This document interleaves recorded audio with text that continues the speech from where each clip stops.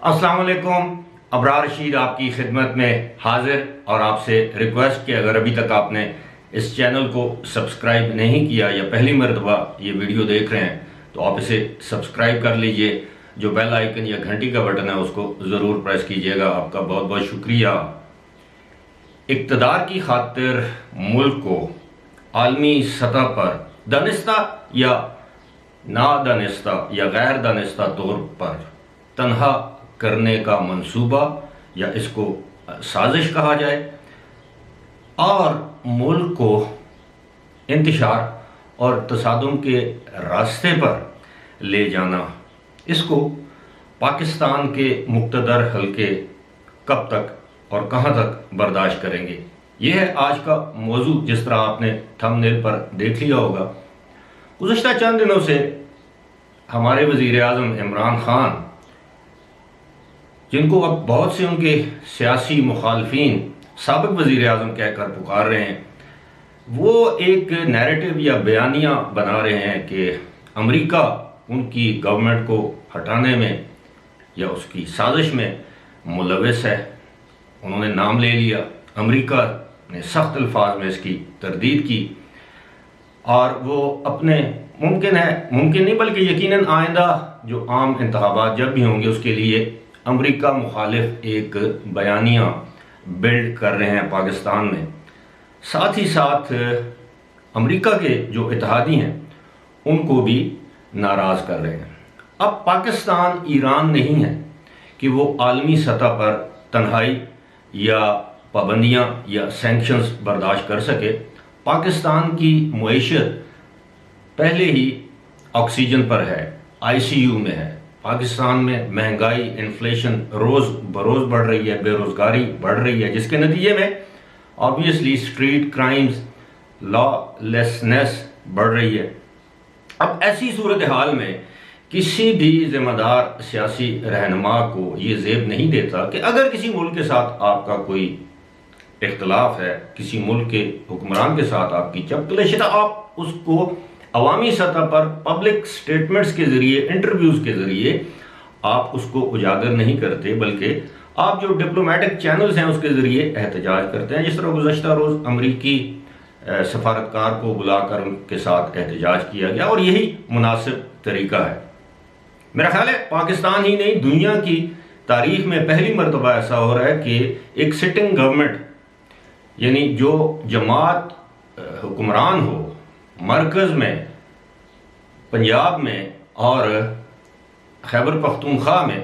جو جماعت حکمران ہو، وہی جماعت یعنی حکمران جماعت، حکومت احتجاجی ریلیاں نکالے اپوزیشن کے خلاف۔ ماضی میں ہم دیکھتے اور سنتے آئے ہیں کہ ہمیشہ اپوزیشن احتجاجی جلسے، جلوس یا ریلیاں کرتی ہے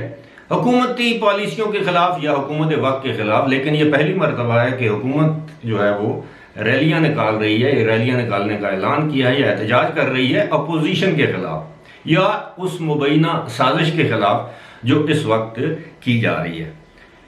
تصادم کا راستہ اپنایا جا رہا ہے دانستہ طور پر، ملک میں انتشار پھیلایا جا رہا ہے دانستہ طور پر، ملک میں سیاسی مخالفین کے گھروں کے گھیراؤ کا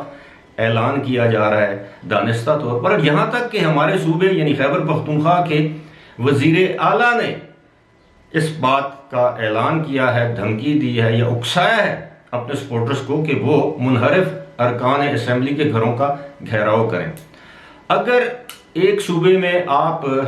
اپنے لوگوں کے، اپنے مخالفین کے گھروں کا گھیراؤ کریں گے تو کیا دوسرے صوبے میں آپ کے جو رہنما اقلیت میں وہ اس سے محفوظ رہیں گے؟ تو ظاہر ہے یہ انتشار اور تصادم کا راستہ ہے، اور یہ کسی طرح بھی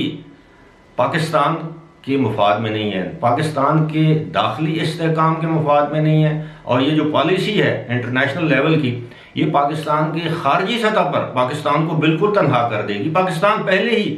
عالمی تنہائی کا شکار ہے۔ عالمی سطح پر پاکستان ایک آئسولیٹڈ ملک ہے۔ پاکستان کے جو دوست ممالک ہیں، جس میں سر فہرست چین، سعودی عرب، یو اے ای، قطر، ترکی، ایران، یہ پاکستان سے ناراض ہی نہیں، نالاں بھی ہیں، اور یہ صرف اور صرف کس وجہ سے؟ صرف ایک شخص کی ذاتی انا کی خاطر، ایگو کی خاطر۔ یا آپ یہ کہہ لیں نااہلی کی وجہ سے، بیڈ گورننس کی وجہ سے، بری خارجہ پالیسی کی وجہ سے۔ دشمن تو دشمن، آج ہمارے دوست بھی ہم سے نالاں ہو کر بیٹھے ہیں۔ لیکن سوال یہ ہے کہ یہ جو سب کچھ ہو رہا ہے، جس کو ہم عرف عام میں اسٹیبلشمنٹ، اور میں خاص طور پر اسٹیبلشمنٹ تو ایک براڈ بیسڈ لفظ ہے، میں یہ کہوں گا کہ پاکستان کی افواج اس سارے معاملے میں کب تک خاموش بیٹھی رہیں گی؟ عموماً ماضی کی تاریخ ہمیں بتاتی ہے کہ اس طرح کے حالات، واقعات، معاملات جب بھی پیدا ہوئے یا کیے گئے تو بالآخر آرمی کو مداخلت کرنا پڑی وسیع تر قومی مفاد میں۔ مجھے امید ہے کہ وہ لمحہ، وہ لیول نہیں آئے گا۔ اس وقت سپریم کورٹ میں سیاست کی جا رہی ہے، سپریم کورٹ کو سیاسی معاملات میں، پارلیمانی معاملات میں جان بوجھ کر انوالو کیا جا رہا ہے، پاکستان کے اداروں کو تقسیم کرنے کی سازش کی جا رہی ہے، اور یہ تقسیم کون کر رہا ہے؟ آپ مجھ سے زیادہ آپ بہتر طور پر جانتے ہیں۔ اب صورتحال یہ ہے کہ اسلام آباد میں وزیر اعظم اور ان کے وزراء اور وزرائے اعلیٰ کی دھمکیوں کے بعد اسلام آباد کے ریڈ زون کو سیل کر دیا گیا ہے۔ اب ظاہر ہے ریڈ زون کو وزیر اعظم یا وزیر داخلہ کی مرضی سے سیل نہیں کیا گیا، کسی اور کی مرضی سے سیل کیا گیا ہے کہ یہ انتہائی حساس علاقہ ہے، یہاں پر پارلیمنٹ ہاؤس ہے، یہاں پر سپریم کورٹ ہے، یہاں پر مختلف سفارتی مشنز ہیں، ڈپلومیٹک مشنز جنہیں ہم کہتے ہیں، یہاں پر وزیر اعظم ہاؤس ہے، وزیر اعظم سیکریٹریٹ ہے، یہاں پر ایوان صدر ہے، یہاں پر پارلیمنٹ لاجز ہیں۔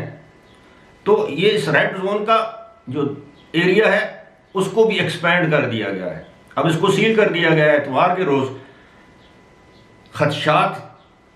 یہ ظاہر کیے جا رہے ہیں کہ اللہ نہ کرے میرے منہ میں خاک کہ اسلام آباد میں کوئی بڑا تصادم ہو سکتا ہے، کیونکہ وزیر اعظم نے 1 لاکھ بندوں کو کال دی ہے کہ وہ آئیں گے یہاں پر اور وہ یہاں پر احتجاج کریں گے ان منحرف اراکین کے لیے کے خلاف، اور ان لوگوں کے خلاف جو ان کے خلاف تحریک عدم اعتماد لے کر آئے ہیں۔ اب تحریک عدم اعتماد ایک آئینی راستہ ہے، اس میں بیرونی سازش ہے یا نہیں اس بات کو آپ چھوڑ دیں، یہ آئین میں ہے، آئین کے آرٹیکل 95 میں آپ کسی بھی حکومت یا کسی بھی وزیر اعظم کے خلاف عدم اعتماد کی تحریک پیش کر سکتے ہیں۔ یہ کسی بھی اپوزیشن کا ایک جمہوری اور آئینی حق ہے جس کو آپ اس کو اس سے محروم نہیں کر سکتے۔ اب گزشتہ روز ہی ایک چینل کو انٹرویو کے دوران وزیر اعظم نے یہ انکشاف کیا کہ اسٹیبلشمنٹ ان کے پاس آئی، یعنی اسٹیبلشمنٹ سے مراد یہی ہے کہ آرمی چیف اور شاید ڈی جی ISI ان کے پاس آئے اور ان کو 3 آپشنز دی کہ یا آپ تحریک عدم اعتماد کا سامنا کریں، یا استعفیٰ دیں، یا نئے الیکشنز کا اعلان کریں۔ اب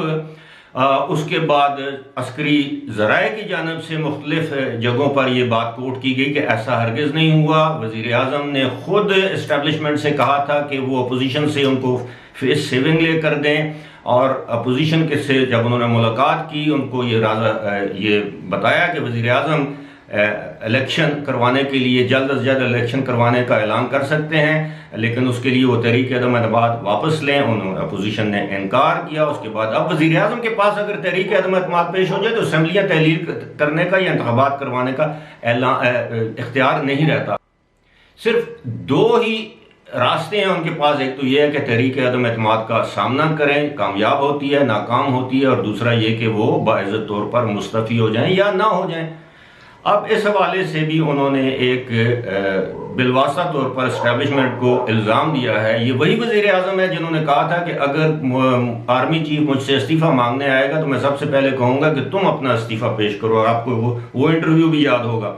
لیکن اب اگر اس طرح کی بات وزیر اعظم نے کی ہے تو آبویسلی اس وقت وہ ایک تیر سے 2 شکار کرنا چاہتے ہیں۔ ان کا سب سے بڑا شکار جو ہے وہ اسٹیبلشمنٹ ہے جو ان کے نشانے پر ہے، اور دوسرا اپوزیشن ہے۔ اب وہ اپوزیشن کو سامنے رکھ کے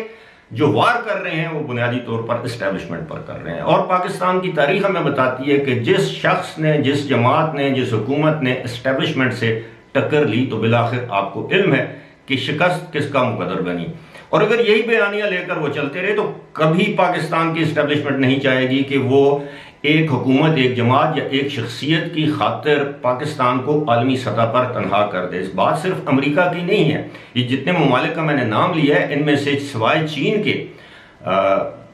جتنے بھی ہمارے مڈل ایسٹ کے ہمارے جو برادر اسلامی ممالک ہیں وہ امریکہ کے اتحادی ہیں۔ اب یورپین یونین کو چھوڑ دیں، یورپین یونین تو ہے ہی امریکہ کے اتحادی، برطانیہ تو ہے ہی امریکہ کا اتحادی،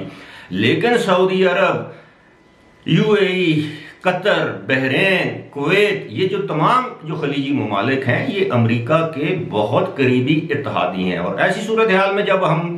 امریکہ کو انٹیگنائز کرتے ہیں، اس کے خلاف منافرت بھری باتیں کرتے ہیں، اساسیوں پر مبنی باتیں کرتے ہیں، تو اس کا مقصد یہ ہے کہ ہم سعودی عرب، یو اے ای، قطر، بحرین، کویت کو، عمان کو بیک وقت ناراض کر رہے ہیں۔ ممکن ہے چین خوش ہو رہا ہو، لیکن چین بھی پاکستان سے ناراض ہے۔ یہ ایک ایسی گھمبیر صورتحال ہے،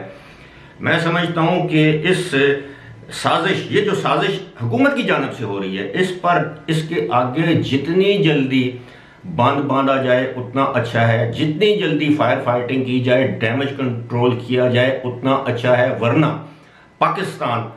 عالمی سطح پر مزید تنہائی کا متحمل نہیں ہو سکتا۔ یہ پاکستان کے لیے بہت بڑا تباہی کا منصوبہ ہے، جس منصوبے کو حکومت نے بنایا ہے اور حکومت ہی اس کو ایگزیکیوٹ کر رہی ہے۔ اس سے بڑی بدقسمتی پاکستان کی اور کوئی ہو نہیں سکتی۔ فی الحال اسی کے ساتھ مجھے دیجیے اجازت،